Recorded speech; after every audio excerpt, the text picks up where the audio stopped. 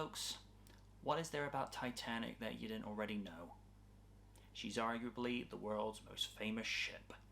She's been the subject of paintings, Lego models, replica die-cast models, more documentaries than people would care to mention, since she was first discovered on September 1, 1985 by Navy officer and oceanographer Dr. Robert Ballard. Titanic has also been the subject of TV miniseries, of which the 1996 version was the first to see her split in two. There was even another miniseries produced by ITV in 2012 to coincide with the centenary anniversary of her sinking, which was met with mixed reviews. Mine was one of them. And of course, there have been multiple films since 1912, all of which includes A Night to Remember, the SOS Titanic, and a very badly aged Raise the Titanic from 1980 that sees her raised to the surface in one piece. Oh boy.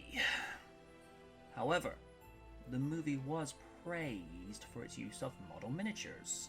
I suppose it was somewhat fitting that a modern movie would be put together with up-to-date special and visual effects to tell the story like it had never been done before, with class, respect, dignity, and above all else, authenticity. The same cannot be said for some antagonists that would wear a t-shirt saying, quote, "The ship sinks, get over it." Keep it classy.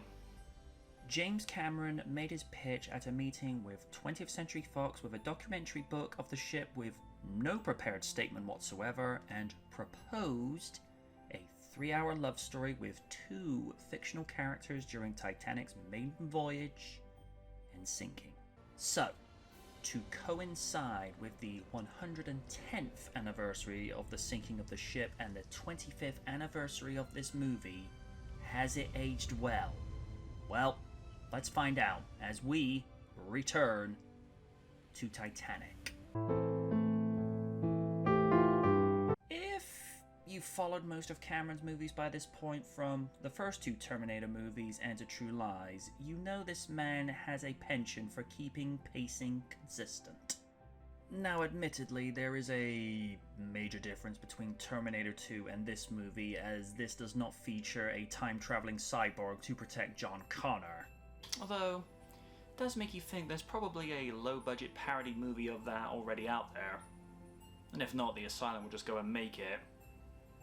Hey, I try not to, Steven, but they make it way too easy for me. I like that the movie begins by visiting the real wreck and filming sequences with real submersibles. That adds real depth and credibility to the movie.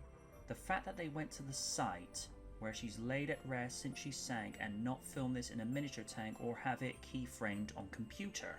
It's interesting to see the story of Titanic from a non-linear perspective, in that a fictional survivor in modern 1996 is brought back to the very location where she sank 84 years prior and recants her experience on those very short days aboard the vessel and her short-lived romance with Jack Dawson. The movie occasionally takes breaks from the 1912 timeline by jumping back to the present, where you'll see the past fade into the present, like when Rose, aged 17, would fade into Rose, aged 100, where she was recanting her experience being painted like one of Jack's French girls wearing only the heart of the ocean. And I suppose you want me to talk about that scene. Kinda figured you would. There's been a long discussion in how this movie was able to get away with a PG-13 rating and not being moved to a higher classification because of the fact there is a full nude scene from Kate Winslet, who was 20 at the time. And the answer to that is really simple. It's not a sex love scene, and it's viewed in the same context of how Jack is viewing it, as a means of capturing art as he draws her. So in that context, it's an artistic nude as opposed to something that would be the opposite. That and the aspects of it are so brief that they're gone as soon as they appear. In a similar way how Mr. Boding was able to get away with one use of the F word, I think because it's used in such a way where it's more of a slip of the tongue and not something so explicit is why it was able to keep the movie at PG-13. I noticed the same thing in 2003 with Bruce Almighty, where Jim Carrey's titular character had one use of the F-bomb, but by 2003 this was slowly becoming the norm.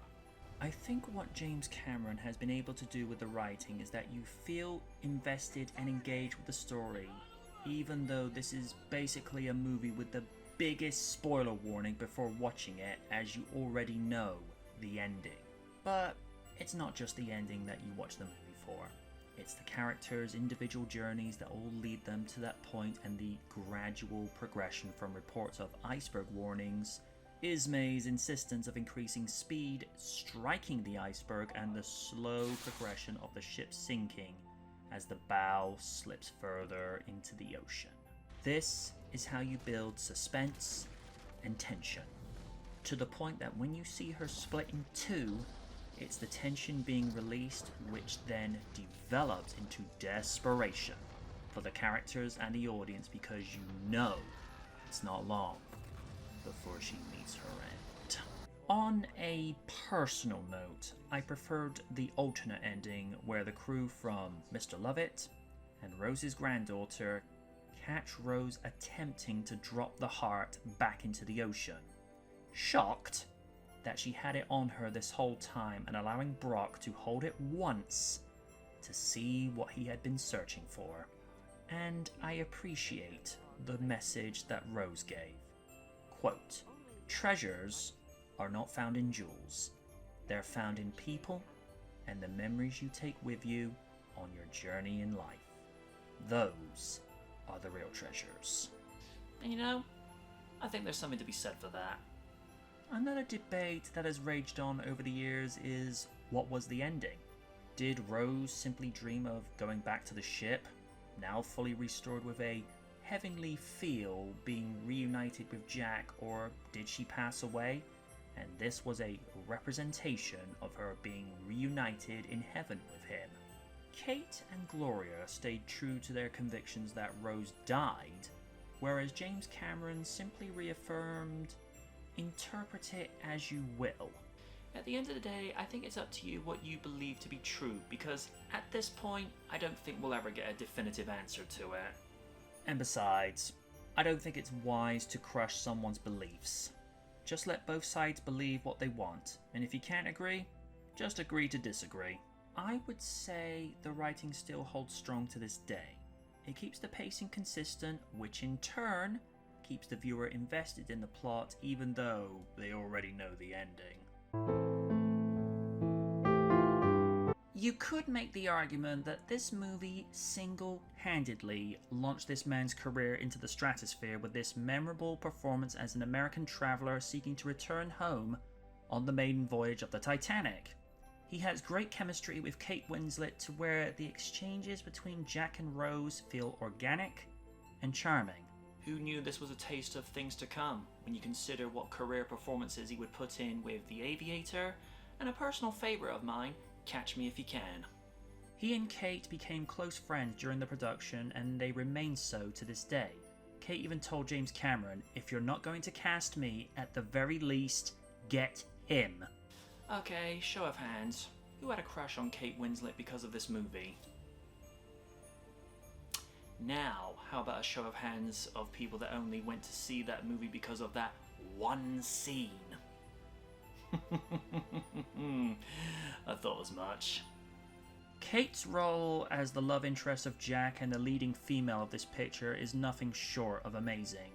It's been said down the years, character development is where a character is either in a different place or not the same person at the end of the story.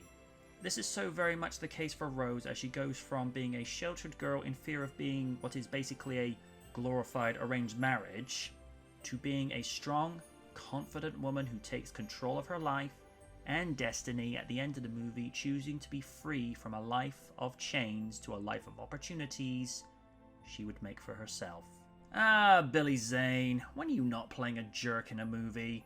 You played the major antagonist in 1989's Dead Calm opposite Nicole Kidman, and before that you played one of Biff's goons in Back to the Future Part 1 and 2.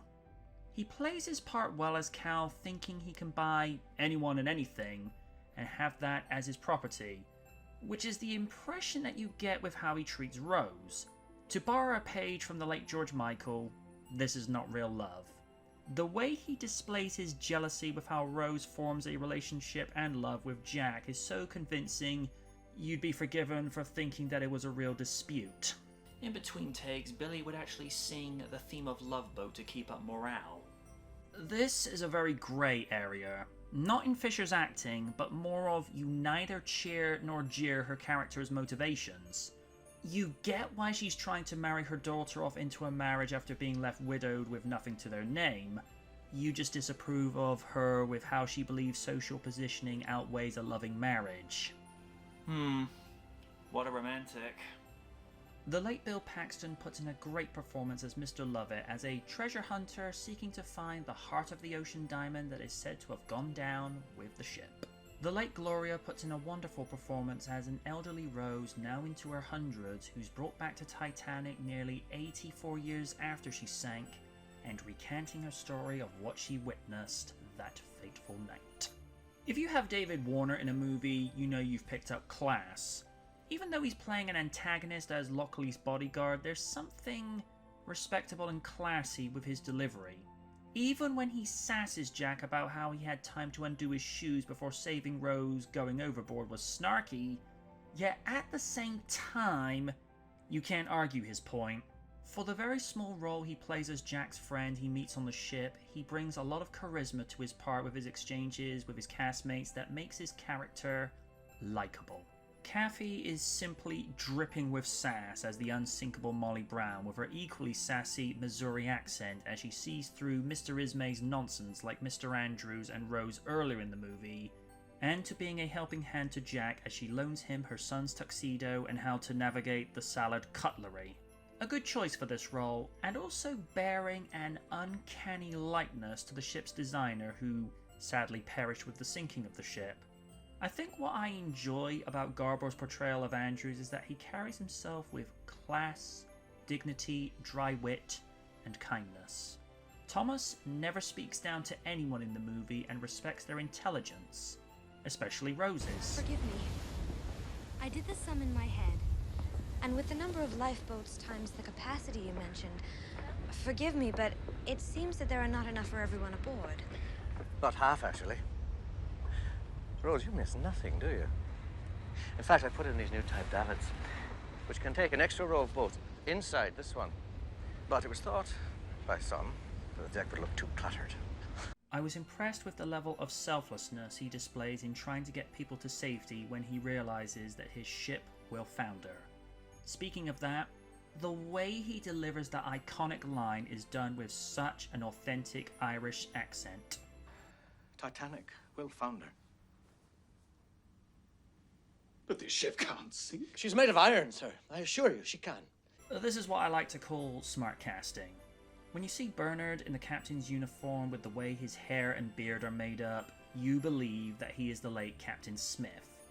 He doesn't have that many speaking parts in the movie, and when he does, there is that touch of class and eloquence to him.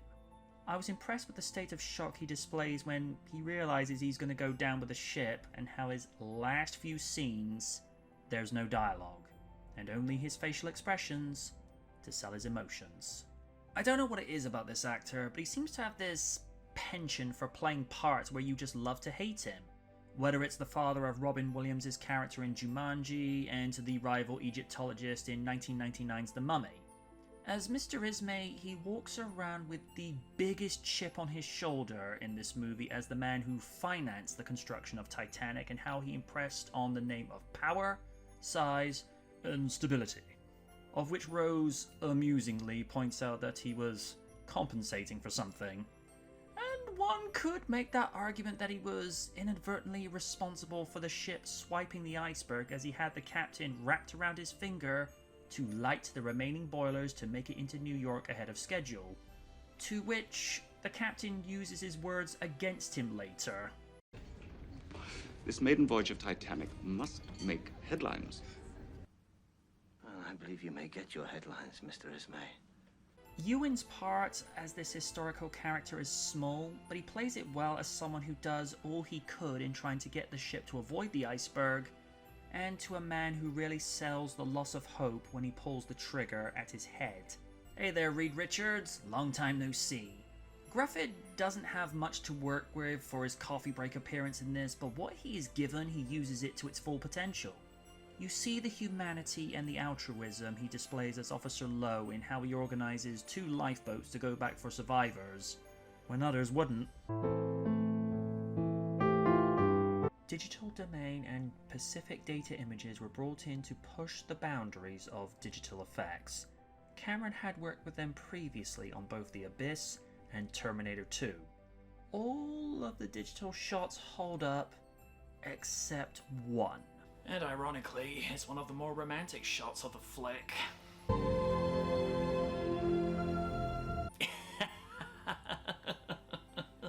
Oh boy. Not that one. One of the most romantic shots of this movie, and for any movie for that matter, is when Rose realizes that she would gain more by going with Jack rather than succumbing to a life of servitude with Cal. Now, there's nothing wrong with the actors' performances, it's just the green screen. I've said this on many occasions. The trained eye is able to tell the difference between what is tangible and actually there to something that is superimposed. And the chroma key shot of the ocean has not aged as well as the rest of the movie. If you look at chroma keying in modern movies from Man of Steel to Avengers 4 Endgame and to Batman v Superman, you buy the authenticity because the lighting and editing is done flawlessly to where the end result keeps you in the story. This scene, on the other hand, is less convincing to where it partially takes you out of the story. Not completely. The use of that one shot is so fleeting that it's gone as quickly as it appears. But it does demonstrate how far chroma key tech has come along since 1997. The late James Horner did a fantastic job in creating a timeless masterpiece, of which some have argued that elements of this score were incorporated into the crane scene with 2012's The Amazing Spider-Man. I think some of the more haunting uses of the score are when the RVs are exploring the inside of the wreck to where the score almost sounds like echoes of the past, and you see the reminders of the past where you see shoes and dolls ingrained on the floor, showing where life used to exist. Similar thing with the use of the hum that is used at the beginning and at the end, where it has that Irish feel in the music as the crew journey to the wreck and Rose dropping the heart back into the ocean, respectively. And who couldn't talk about the iconic song by Celine Dion, My Heart Will Go On. I'll be honest, I wasn't a huge fan of this song when it originally came out, as it was heavily played on radio stations including the new GWR, Great Western Radio, who included their own audio, to which members of my sixth form class at high school would groan when you heard Leo utter, "Listen Rose, you're gonna die an old lady warm in her bed," and we'd yell out, "Dude, you don't tell her that!" However, in the quarter of a century since the release of this song, I've come to appreciate more and more for what it is and acknowledge that anyone can find something to relate with it. Whether it's your first love, or if it reminds you of someone that's no longer here, you know they will live on in your heart. Titanic grossed a profit of $2 billion at the box office against a budget of $200 million. It became the highest grossing film at that time, surpassing 1993's Jurassic Park, which was $1 billion. Today, Titanic's take-home profit would be worth $3.6 billion. It would remain the highest grossing movie of all time until 2009, when Avatar, another James Cameron movie, surpassed it with $2.7 billion. It received widespread critical acclaim. Andrew L. Urban of Urban Cinephile said, "You will walk out of Titanic not talking about budget or running time, but of its enormous emotive power, big as the engines of the ship itself, determined as its giant propellers to gouge into your heart, and as lasting as the love story that propels it." Nice. The late Roger Ebert had this to say: "It is flawlessly crafted, intelligently constructed, strongly acted, and spellbinding." Movies like this are not merely difficult to make at all, but almost impossible to make well. He credited the technical difficulties with being so daunting that it's a wonder when the filmmakers are able to bring the drama and history into proportion, and found himself convinced by both the story and the sad saga. It won 11 of the 14 awards that it was nominated for at the 70th Academy Awards in 1998. Best Actress, Best Picture, and Best Original Dramatic Score, to name but a few. It has since been re-released twice. April 14, 2012, to coincide with the centenary anniversary of the sinking of the real ship, and for its 20th anniversary for only 1 week from December 1, 2017. Since 1997, Titanic has been treasured on VHS, DVD, Blu-ray, and now 4K. I'm MJ Knight, and we went back aboard Titanic.